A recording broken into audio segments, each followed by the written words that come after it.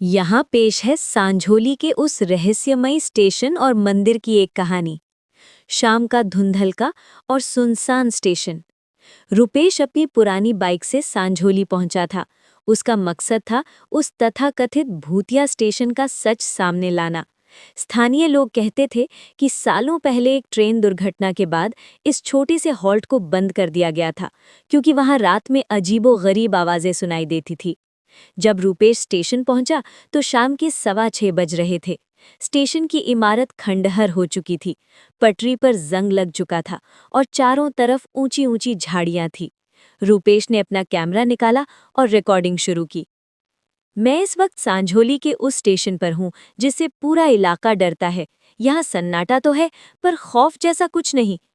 तभी उसके कान में एक हल्की सी छुक छुक की आवाज पड़ी। उसने पीछे मुड़कर देखा, पटरी खाली थी, लेकिन हवा में अचानक एक ठंडक सी महसूस हुई।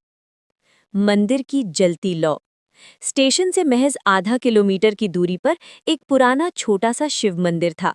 रूपेश ने सुना था कि स्टेशन पर जो भी अजीब होता है उसका संबंध इस मंदिर से है। वो झाड़ियों को पार करता हुआ मंदिर की ओर बढ़ा।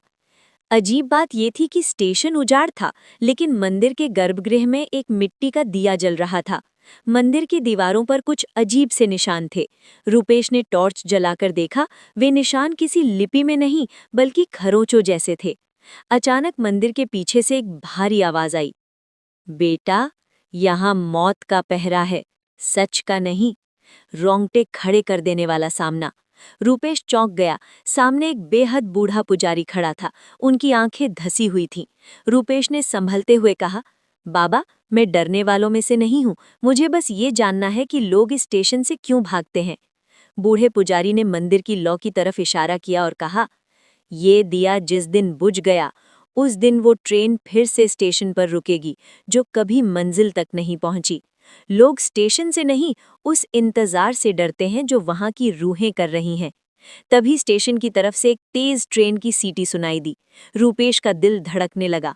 उसने अपनी घड़ी देखी, रात के 8 बज रहे थे। सांझोली के इस रूट पर रात में कोई ट्रेन नहीं चलती थी। रूहानी मंजर।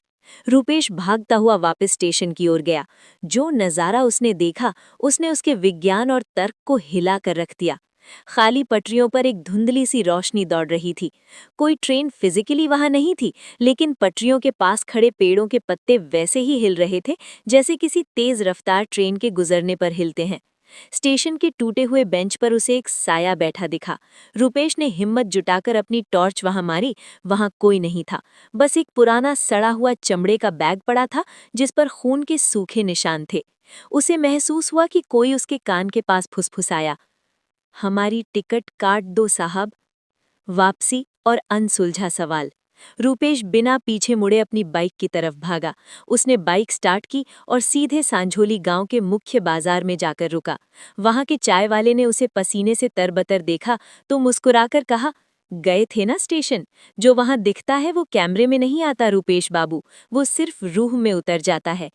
आज भी रूपेश के पास उस रात की रिकॉर्डिंग है, लेकिन जब भी वो उसे सुनता है, उसे अपनी आवाज के पीछे ट्रेन की पटरियों की रगड़ और उस बूढ़े पुजारी की हंसी सुनाई देती है।